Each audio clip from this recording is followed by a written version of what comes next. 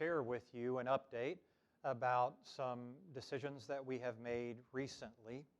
I shared with you on Sunday to expect an update from our leadership team by the end of the week this week.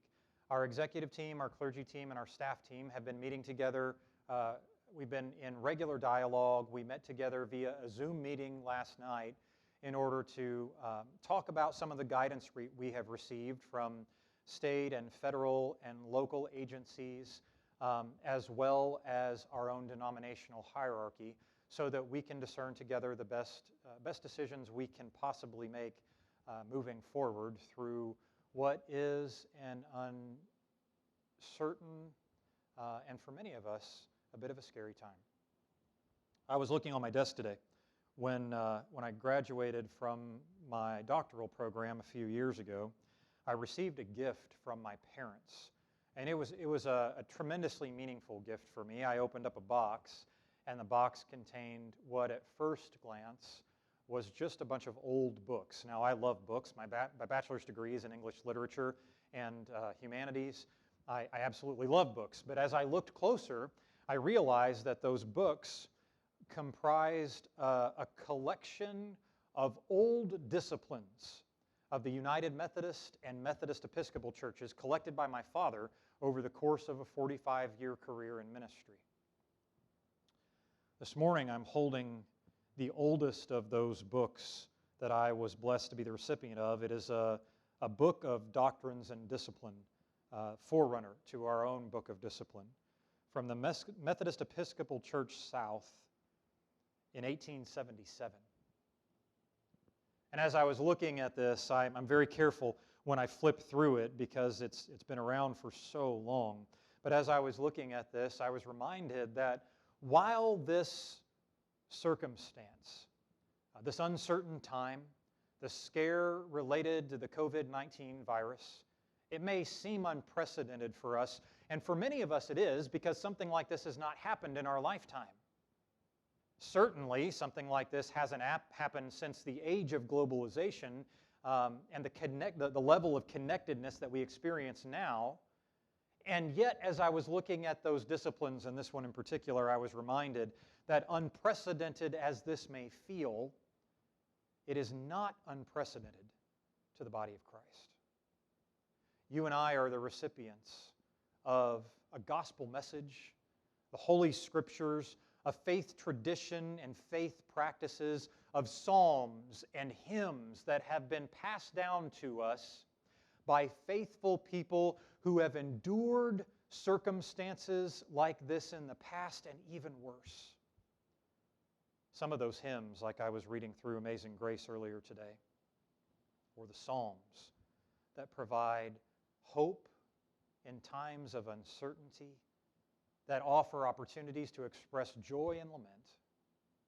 I was reading through those today, and I was reminded that those who have passed on this legacy to us have given us the benefit of their wisdom and experience as the practices of our faith tradition have been passed down. Friends, you and I have a great legacy. We will rely on the God of that legacy as we go through this time together. And so you'll be receiving an email. That email will outline some of the changes that we'll be making in the short term in order to live into what we are understanding as best practices during this time. A summary of those changes looks like this. We'll be moving to closing down our physical campuses. We will not be offering in-person worship, Sunday school, Bible studies, or regular gatherings like the United Methodist Men and Women. We also will not be hosting Sunday school classes, and we will close the gathering, suspend that for a period of time, for about a minimum of the next 15 days. And so in the interim, we'll move to online streaming services only. We'll stream one worship service on Sunday morning at 10 o'clock. That service will follow a bit of a traditional format, so you'll be able to log on to our virtual campus, www.shumcokc.org. You can follow the live stream there. You can also follow that on our YouTube page. You can participate in real time during the live stream, or you can come back and watch that as a recorded service later on when it's convenient for you. We'll also be live streaming our regular Bible study on Thursday morning, so you can tune in for an hour in the Scriptures. We're working our way through the book of Acts right now. You can catch up if you want to do that by going to our website and clicking on Watch a Study. There are actually quite a few studies there. You can take your pick or catch up to this one.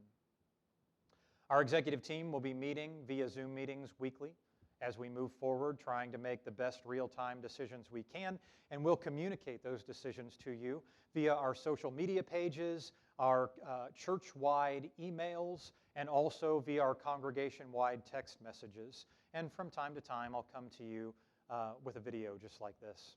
Also daily, I'll be offering a streaming opportunity to participate in the praying of the hours. You can engage in morning or noon or evening prayer together with me every day, Monday through Friday, if you'd like to do that.